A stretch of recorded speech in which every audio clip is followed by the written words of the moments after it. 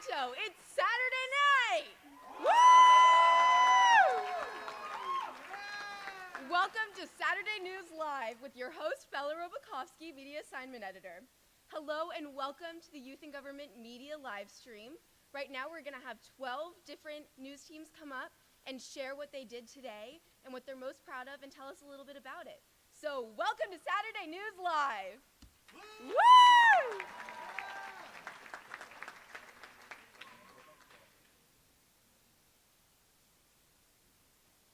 Group 10's next. Okay. Oh wait. Is that? Okay. Okay. So we wanted to do a continuation of what we did yesterday with the trivia. And so we're in Group 8, and what we kind of realized today that whether people are living in Sacramento, working here, or just coming for conferences like we all do, they're all going to the Capitol, but they don't really know what happens in the Capitol and like simple facts about the Capitol. So what we wanted to investigate today was what people know, what they don't, and kind of just educate them.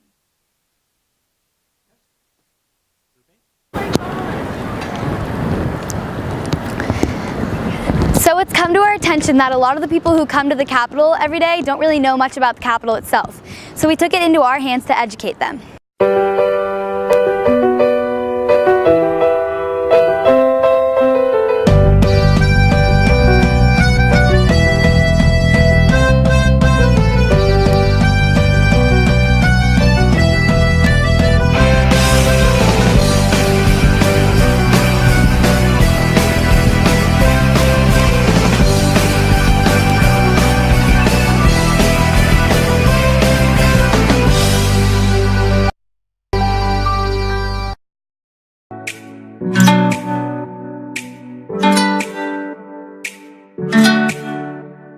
Idea how many counties there are in California? 83. God, 35? Probably 69. 58. Around 50. So California is a big state. I'd say 50. Not sure. Take a guess. How many counties are in California? 7. 7? There's 58 actually. 58, pretty close. That was actually close. Oh, wow.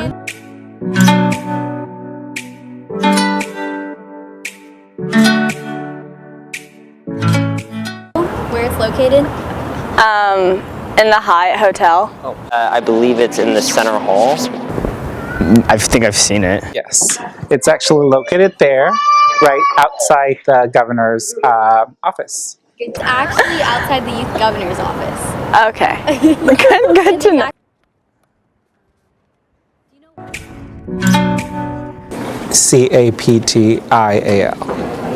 Capitol. Capital. Capitol. TOL. Okay, well, you got me. Ooh, everyone's just spelling it like 2 different ways. Yeah. So I'm gonna say with an A. Wait, where's The A at the end instead of the O. Capitol. Like.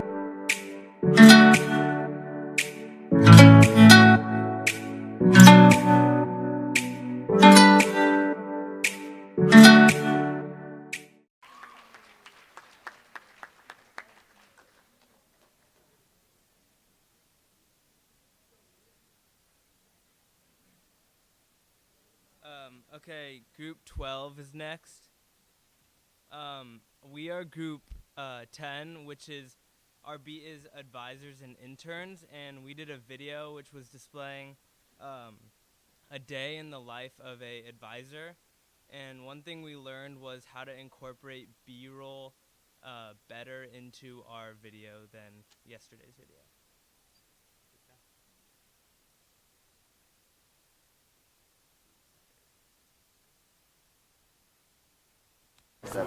Hi, I'm Chase Netto from SDSC, one of the advisors. And typical day in the life of an advisor, wake up early, get coffee or some sort of caffeinated beverage, and then usually we meet the kids or the delegates downstairs in the lobby. Usually have a plan whether, if we have a particular set of delegates or any type of group that we need to meet with, check in with them first and then make sure they're where they're supposed to be. There's a lot of communication between advisors as well during the day, as well as delegates. You know, we want to make sure, again, the delegates are where they're supposed to be, checking in on time, and we want to see, you know, all their hard work unfold really throughout the entire day. We advisors as well, I know we always tell delegates to make sure to drink water, eat, get some rest, but advisors need the same thing too. Sometimes we forget that. But you know, we try to eat on the go when we can. We try to nap when we can, and then it's back at it. And then once kind of the day unfolds and we hit dinner time and it's social hour, you know, we usually send out a text, group text or group me to let our delegates know when bed check is. Once the kids are upstairs, hopefully in their rooms, we make all the bed checks, do the rounds, have a quick advisor meeting, and then off to bed, and then we start it all over again the next morning. So, typical day in the life of an advisor.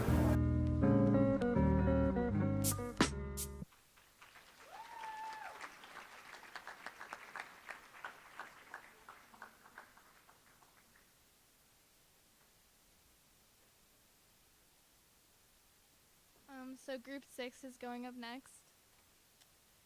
Hi, I'm Gila Braun from the East Valley Family YMCA. So today my group, Group 12, went around the Issues and Activism program to find out more about it as it is its first year in action. So we spoke to Nate Dahl, a co-creator of the program, and got an inside look. We also interviewed a couple of the avid members of the program to find out their roles in its development and how they feel about being the first generation. We did have to retake a couple of the shots because there were sirens and some outside noise, so that was a little challenge, but we overcame and figured it out. So yeah, we worked really well as a group, and this is our video.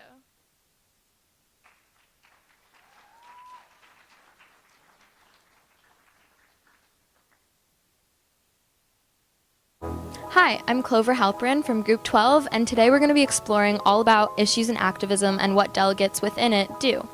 Issues and Activism is a new program area that we are really trying to focus away from candidate-specific campaigns and ideas to the issues. And my observation of political parties in the past, and in speaking with their staff who ran that program, was that they always intended to have the political parties get behind the issues, but it just didn't seem to happen that way. So I'm the policy director, and so my job is to go through all the legislation, find where it is endorsed, not endorsed based on the planks. I'm part of the campaign vertical, and we run delegates from all different areas of our party who are members and try to help them get their positions. What I really like about Issues and Activism is the ability of candidates from smaller delegations to run for statewide elected positions like youth governor, whereas in the older political party system it was harder for smaller delegation candidates. Thanks guys, I hope you have a better understanding about issues and activism.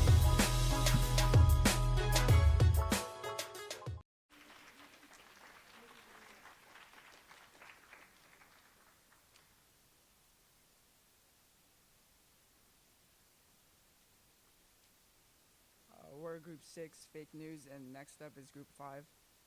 So for Group 6, we got NIC and IAC, and we were going to give you guys an inside scoop on the most creative proposals.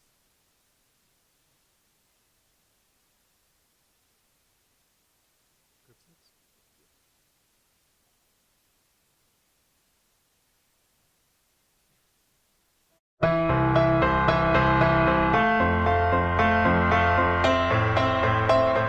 Aditya Vonam, Miller Family Y. Michael Shemian, Palisades Malibu Y. Kate Hathaway, Palisades Y. One of the most creative proposals I have heard personally deal with creating a DNA database for all the U.S. to deal with future criminals. The proposal wanted to create a DNA database by, whenever someone was getting a license renewed or getting their license for the first time, they would get their mouth swabbed and then that would be added to the DNA database for future reference. Like a funny and creative one was that all kids by the age of 5 had to learn how to swim and have swimming lessons every weekend. And it got a lot of backlash, and it was just everyone bashing the guy. But it was pretty creative and it was really funny. I think the most creative proposal was one where when children are born, they have to get a vitamin K shot because without vitamin K or a vitamin K deficiency can cause kids to get blood clots or have their heads concave in.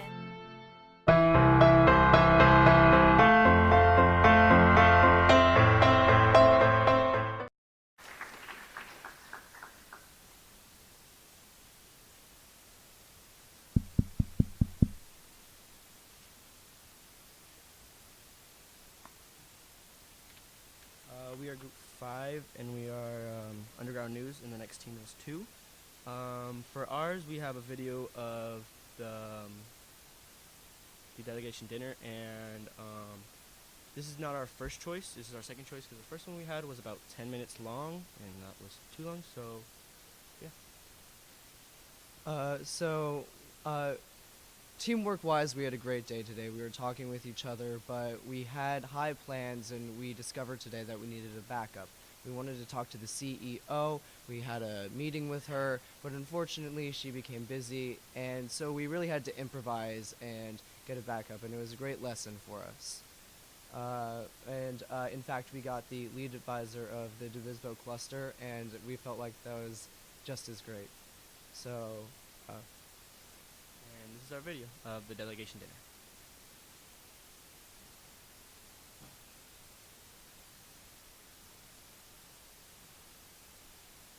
Hello, my name is Richard Chapin from the YMCA of the East Bay, and here at the delegation dinner. Delegation dinner is a time on Friday night for all delegations to get together, to come and bond, to kind of reflect on their conference so far. Delegations do it in various ways, whether they're all coming together with their other delegation cluster members or association members or as individuals. We're pretty much everywhere all over Sacramento, Hyatt, the Sheraton, all over downtown. Again, it's just one way for all of us to come together, have a meal as a delegation, and kind of help kick off the rest of our stay here in Sacramento.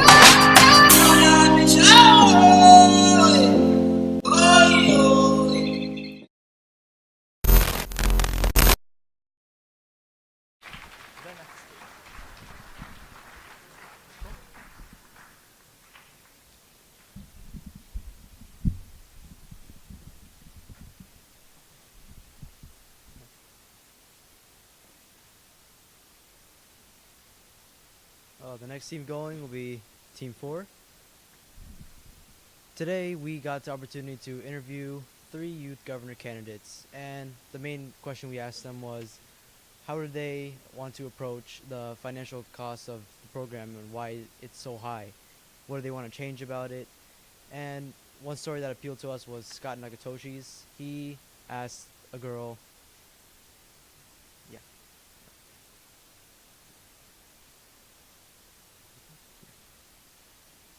he asked the girl, he was talking to a girl about the program, and she was really excited and interested in joining the program, but their conversation sadly ended because the price was too high, and she said youth government is only for the rich, and what he stated was that youth government should be a place for diversity, and it should never be a place just for the rich. It should be open to everybody.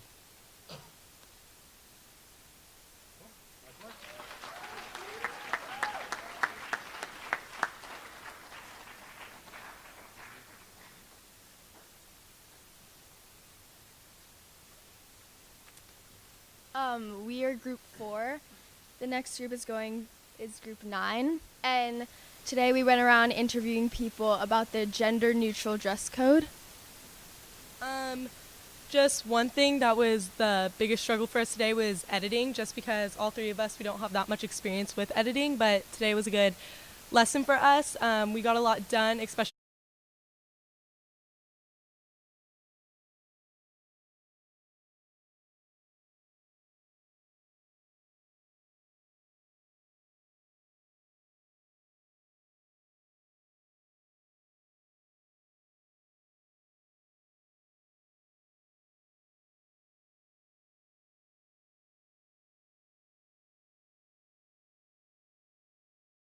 Hi, I'm Sarah, and we're in front of the Capitol asking people how they feel about the gender-neutral dress code. So, Matthew, do you know about the gender-neutral dress code? No, I'm not aware of that yet. It's new. It's a gender-neutral dress code, and do you think that it's going to influence a lot of delegates this year? For me personally, I packed the same thing, but I know a lot of delegates who had to maybe purchase new clothes because they didn't have, like, they're returning delegates, but they weren't able to wear the same thing they wore last year. So yeah, I think it does affect a lot of delegates. Do you know about the gender-neutral dress code? Not much. Okay, well, it's basically just where genders can dress more gender neutral, not based off like their gender, and they can identify however they want to. Do you think that it's going to influence a lot of delegates this year? Yeah, I think it will because they'll have a lot more freedom in how to express themselves and like they'll have more jurisdiction over what they wear. Do you know about the gender neutral dress code? No, not really. Okay, so basically it's just when genders can dress up like whatever gender they want to. A guy doesn't have to dress like a guy, a girl doesn't have to dress like a girl. Do you think it's going to influence a lot of delegates to dress differently this year? I think so. I think it's actually really beneficial for delegates to be able to dress whatever they want regardless of gender, so I think it's really positive. As of now, a lot of delegates don't really know about the gender neutral dress code. Let's go ask more people and see what they have to say. The gender neutral dress code. Yeah, I found out about it when my advisors had a meeting a few weeks ago. Do you think it's going to influence a lot of delegates? I haven't seen a lot of delegates take advantage of it, but I think it's a really important step if anyone wants to. Do you know about the gender neutral dress code? Yes. Do you think it's going to influence a lot of delegates this year to dress differently? Well, for me, I was able to wear a turtleneck this year, which I wasn't able to do before. You guys know about the gender neutral dress code? Nope. About the gender neutral dress code? Yeah, I know some about it, but could you explain that? I don't know. Do you know about the gender?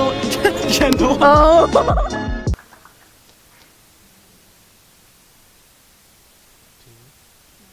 Okay, we're Group 9. Next team is Group 1. Today we follow the California Emergency Team as Youth Governor. Cole Cahill was quarantined and temporarily replaced by Ashish Sarish. The difficulty we had was recording since everyone was running around from all the excitement of the occasion. We got interviews from the Director of CET and the Secretary of State, Ben Holtzman. This was a very exciting case to work on as it's the most important news story in YNG at the moment and is still in development.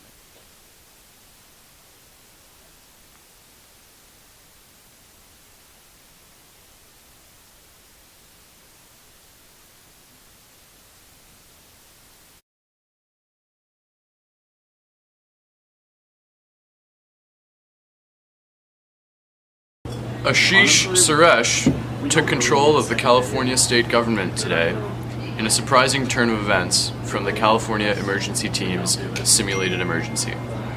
So, who is Josh Berman and what was his position today?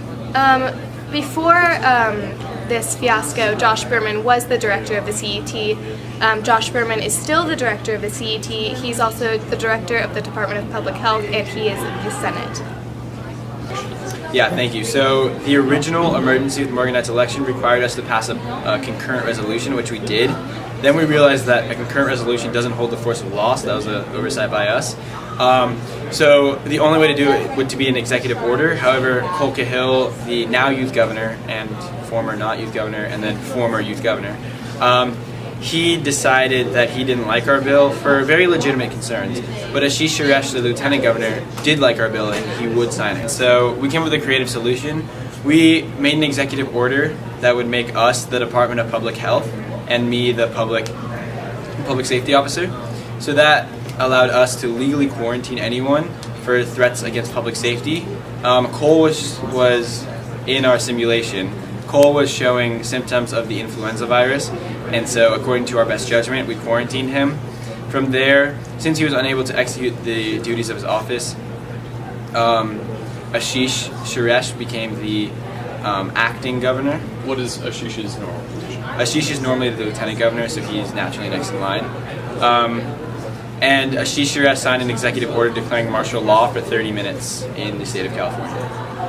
And we legally dissolved the Silver Senate and the Silver Assembly chambers. Again, that only lasted for the 30 minutes that martial law applied. So the Death Star was actually, I must take some credit for that. So we had decided once we passed this that we'd be able to pass pretty much whatever executive order we want because we had this deal with the previous lieutenant governor to basically pass virtually anything. So I thought it would be only fair to those that created the Death Star several years ago, the Death Star bill, that we had to bring it back in the form of an executive order. So we quickly wrote an executive order to create a Death Star big enough to destroy any planet, and that will be currently built and included in the Department of Finance's budget, assuming the acting governor does not veto anything. This all goes on as the Senate moves to impeach current youth governor Cole Cahill.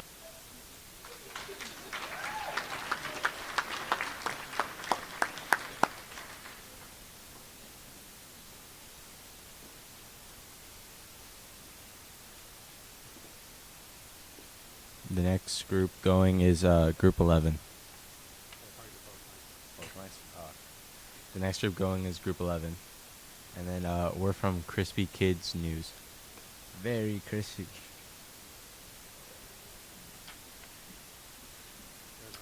Huh? Oh yeah, article. What's it? Yeah. What's it called?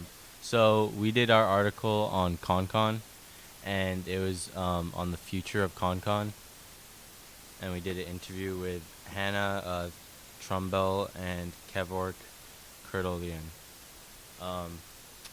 And then when we did this, we learned that we learned how to apply the structure of article writing to our article writing, because we had to learn how to like redo it since we tried to do a Q&A. That's it.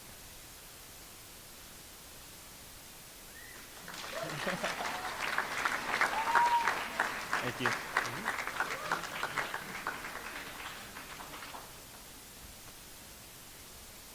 The next group going is Group 7.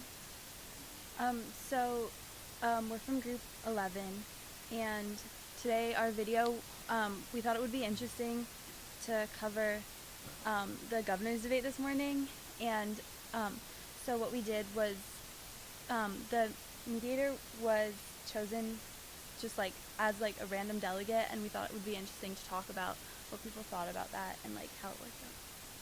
Alright, so our video production went really well, aside from the fact that my camera is basically dead by the time we started. But yeah, that was our only area of disadvantage, I'd say. But here's our video.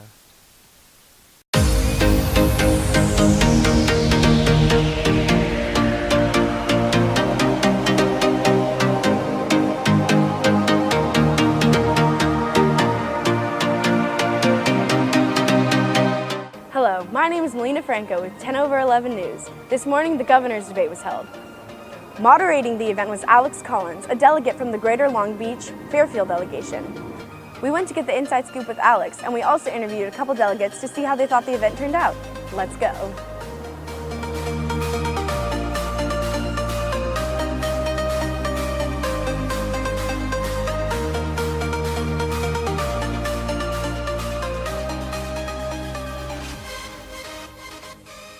I agreed to moderate this debate because I felt this was my one true opportunity to do something meaningful in youth and government. I've never held a position or done anything of substance, and I felt that I could leave a legacy behind by taking hold of this opportunity.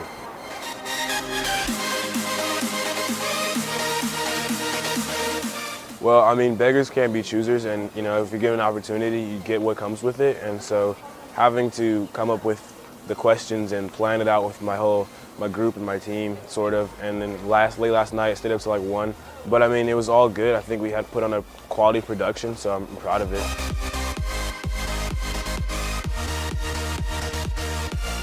I think I did well, except for the fact that I pronounced Nick Falk's last name wrong. I pronounced it Nick Trout, so that was kind of a mess up. But I think other than that, I mean, I could have done a little bit better with remembering my notes.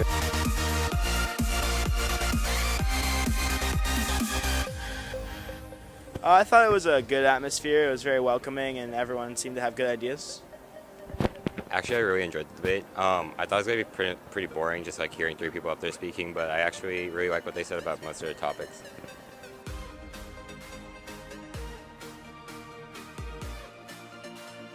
I think that's kind of appropriate because it gives them, it's not as biased.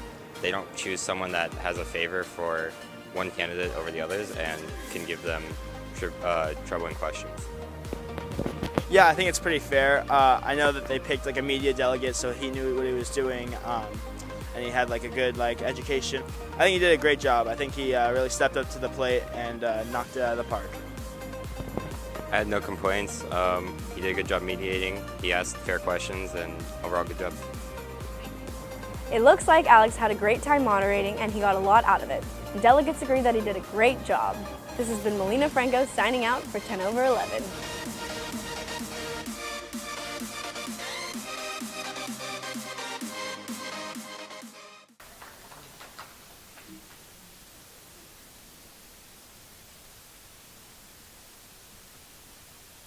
So we are Team 7, and the next group going is Team 3.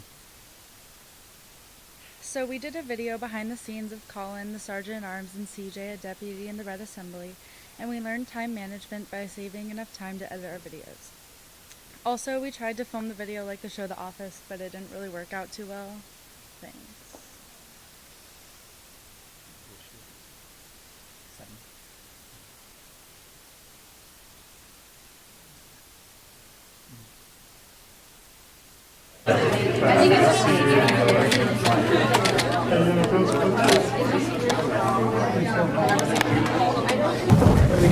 We are going into Red Assembly right now. So CJMD, Deputy Sergeant at Arms. This is Sahar. Alright, come on guys, keep it coming, keep it coming. Decorum, please. Decorum. Being as the speaker's time has elapsed, it is now in order for our first.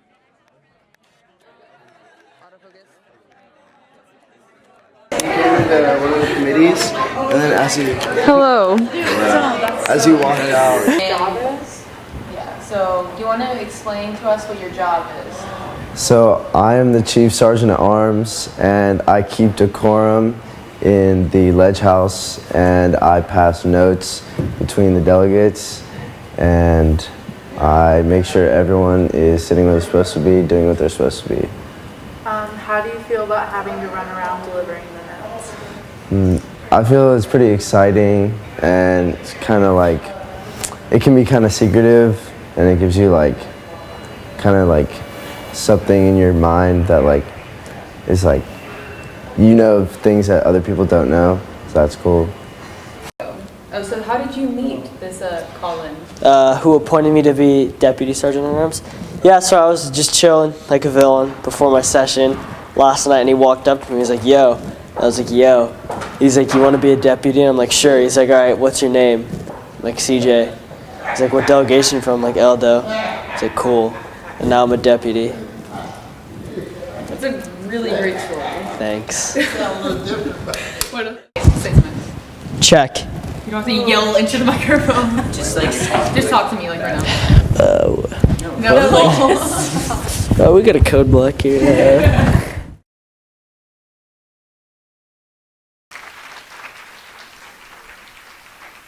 So thank you so much for joining us for Saturday News Live. This was the Youth in Government Media Program, and we're really grateful to have you. Thank you, guys.